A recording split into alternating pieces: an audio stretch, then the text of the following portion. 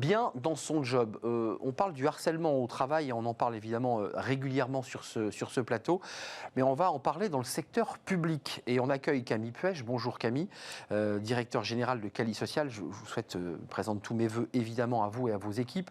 Vous venez régulièrement avec des études qui sont passionnantes. La dernière, il y a quelques semaines, en 2022, c'était sur le secteur privé. Vous étiez vraiment, l'étude était passionnante parce que vous mettiez des cas pratiques et face à ce cas, vous disiez ça c'est pas du harcèlement, ça c'est du harcèlement. Vous avez fait la même chose avec le secteur public. D'abord, dans une vue globale, moi quand j'examine les chiffres qu'on va découvrir, les chiffres sont impressionnants, on va les commenter. 32% de l'ensemble des agents de la fonction publique victimes de harcèlement au travail, 40% des agents de la fonction publique territoriale, c'est pas rien, 35% des salariés d'entreprises publiques et 28% d'agents de la fonction publique d'État. Quand on voit ces chiffres, on se dit qu'il y a quand même il y a un problème dans la fonction publique, non ? Il y a un problème dans la fonction publique et c'est assez paradoxal parce que c'est très très différent de ce qu'on voit dans le privé, dans le secteur privé, parce que, alors, c'est une priorité des agents de la fonction publique et c'est pas pareil. Fonction publique d'État, c'est 4e priorité. Fonction publique hospitalière, fonction publique territoriale, 2e priorité. Après les salaires pour la fonction publique territoriale et les conditions de travail pour la fonction publique hospitalière, on connaît la situation de la fonction publique hospitalière. Et d'ailleurs, les deux sont presque intimement liés, j'allais dire. Oui. Le stress au travail dans l'hôpital engendre une dégradation des relations. Mais pas seulement, parce que dans la fonction publique hospitalière, quand on creuse les chiffres, on s'aperçoit qu'il y a un sujet sur le sexisme et le harcèlement sexuel qui est spécifique à ce corps, qui n'est pas le cas dans la fonction publique territoriale, où là, on a un problème, mais c'est sur le harcèlement moral. Fonction publique d'État, c'est à part. Non, ce qui est particulier aussi, donc les chiffres sont très très importants. Une personne sur 3 en moyenne qui se sent victime. Et une fois de plus, on n'a pas simplement demandé leur avis, on leur a expliqué ce que c'était avant de leur poser la question. Donc ce chiffre-là, il est assez représentatif de ce qui se passe donc, sur le terrain. Ils répondent en connaissance de cause, c'est ce que vous nous dites. Exactement. Mais les cas que vous citiez dans le privé, on ne va pas les reprendre, mais parfois certains cas étaient considérés comme du harcèlement dans le privé, harcèlement au travail, mais dans le public, d'après l'étude, c'est pas considéré comme du harcèlement. Exactement. Il y a deux vitesses là. Alors sur le harcèlement moral, il y a une méconnaissance des agents et quand on regarde les situations, c'est par exemple un manager vous fait peu de feedback ou que des feedbacks négatifs. C'est quelque chose qui est très très mal vécu et peu toléré dans le secteur privé. Dans le secteur public, c'est normal. Je dirais que c'est la norme. C'est même dans la culture presque de l'entreprise. C'est presque dans la culture. C'est-à-dire que le feedback positif n'est pas culturel. C'est en tout cas ce que montre l'étude. Et donc, il y a globalement, le harcèlement moral est plus toléré. En tout cas, les actes constitutifs d'un harcèlement moral sont plus tolérés dans les réponses dans la fonction publique. Donc la non-réponse est dans la culture de la fonction publique, j'irais d'une manière assez générale. On voit quand même un très gros chiffre dans les agents de la fonction publique territoriale. Alors, pour ceux qui nous regardent et qui viennent de l'entreprise, c'est les conseils départementaux, c'est les métropoles, c'est les conseils régionaux. C'est ça, la fonction publique territoriale. Exactement. Et là, ces chiffres explosent. Comment vous l'expliquez, ça ? Alors, il y a plusieurs raisons qui nous expliquent ça. Il y a une exposition aux élus. On a interrogé. L'élu n'est pas salarié, l'élu n'est pas formé, l'élu n'est pas manager. En revanche, l'élu est exigeant.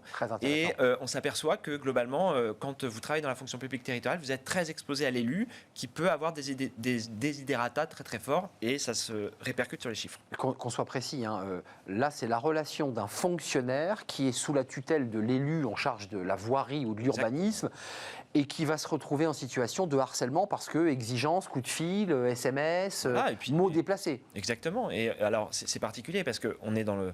Oui, c'est très particulier comme situation. L'élu n'est pas salarié ou agent, donc il n'est pas soumis au droit.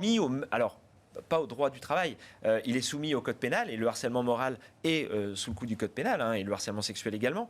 En revanche, il y a une méconnaissance. On considère que c'est deux choses différentes. Chez Cali Social, là, vous avez fait un diagnostic. Alors, c'est une photographie qui est objectivement assez inquiétante, mais vous levez un peu un tabou lorsqu'on ne répond pas aux mails, on le sait un peu dans la culture de la fonction publique. Quelles sont les contre-mesures ? Est-ce que vous dites qu'il faut changer la loi ? Est-ce qu'il faut qu'un élu soit soumis à certaines règles ? Parce que c'est vrai qu'il y a un petit peu de droit divin parfois. Comment on fait ? Alors c'est assez particulier parce que aussi, il faut noter qu'ils sont plutôt bons dans l'application des obligations légales vis-à-vis du privé. C'est-à-dire le privé, c'est une entreprise sur 8 qui a tout mis en place, les obligations légales. Dans le public, c'est 1 sur 2. Donc parfait, ils sont parfaits. Alors c'est presque. Sauf que quand on constate, qu'est-ce qui se passe quand vous êtes témoin ? Est-ce que vous avez remonté l'information ? Oui, c'est plutôt bien remonté. En revanche, quelles sont les réactions des directions face à une situation remontée ? l'absence d'action, la mauvaise réaction et l'absence de sanction. C'est-à-dire, je remonte, on ne réagit pas, ou alors je remonte, on réagit mal, on réagit mal dans le privé, c'est 4 fois sur 10, dans le public, c'est 7 fois sur 10. Et quand une situation est confirmée de harcèlement moral ou sexuel, on a 9 fois sur 10 absence de sanction à l'égard de l'auteur. Et ce qu'on ne retrouve pas du tout dans le privé, où là, il y a des sanctions qui sont prises, il n'y a pas de problème. Mais vous qui observez finalement, qui avez un pied à travers vos études et vos clients, j'imagine, dans le privé et dans le public, on a souvent tendance à croire que le public est le bon élève qui respecte les règles. Là, vous nous faites un portrait très inversé. On dit souvent que l'entreprise ne respecte pas les règles, mais on voit qu'il y a plus d'exigences des salariés du privé que finalement d'exigences ou de réactions dans le public. En fait, l'entreprise ne respecte pas la consigne, mais l'entreprise applique certaines méthodes qui sont plutôt vertueuses. Ou très bureaucratiques. Et dans le public, en fait, on applique la consigne, mais le sens n'est pas mis en œuvre.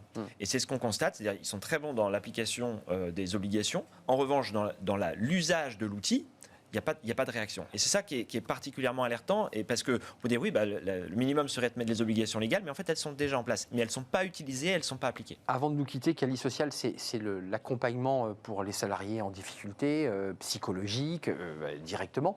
Comment vous les touchez, les collectivités? Vous allez les voir, vous leur posez le dossier sur la table et vous leur dites, voilà, on vous aide? Oui, alors... Pour être cash.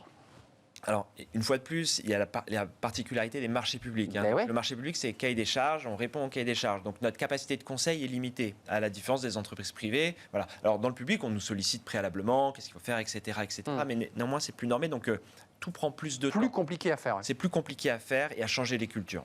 Et le besoin du public, c'est vraiment un besoin culturel, parce que les outils sont là, mais ils ne sont pas utilisés ou ils sont mal utilisés, c'est ça qui est dommage. Donc, c'est ce que vous nous dites en creux, il y a quand même des cultures culturelles de la fonction publique, dans la transmission d'informations, les échanges hiérarchiques. Il y a aussi des lignes hiérarchiques très fortes dans la fonction publique. Exactement. Il y a un bouquin qui est formidable, Reinventing Organization, de Frédéric Laloux, qui parle de la fonction publique organisée comme les religions, avec des statuts très imposés. Et ça, c'est très néfaste sur les sujets de harcèlement moral et de harcèlement sexuel, on le constate. Et quand vous dites statut, c'est catégorie A, B, C, D, ingénieur au sommet de la pyramide, avec des évolutions de carrière différentes. Et comment dirais-je, des positions d'autorité immuables par rapport aux catégories. Oui, j'évoquais de droit divin. J'exagérais un peu, mais j'étais peut-être pas loin de la vérité. Il y a cette notion de une catégorie A a raison par rapport à une catégorie B. C'est moins vrai dans le privé. Et le B aura raison sur la catégorie D, évidemment. Merci Camille Puech de nous avoir éclairé. Ces études sont à la fois édifiantes et passionnantes. Réalisées par Cali Social, vous en êtes le directeur général. Allez donc jeter un œil si vous êtes dans la fonction publique. Ça avait été remis d'ailleurs à l'occasion du congrès des maires, sur lequel d'ailleurs Bismart était intervenu à travers des émissions spéciales. Merci de nous avoir rendu visite. Tout de suite, c'est le livre de Smart Job et on accueille son auteur. S'appelle Facile. Est-ce que c'est si facile d'ailleurs?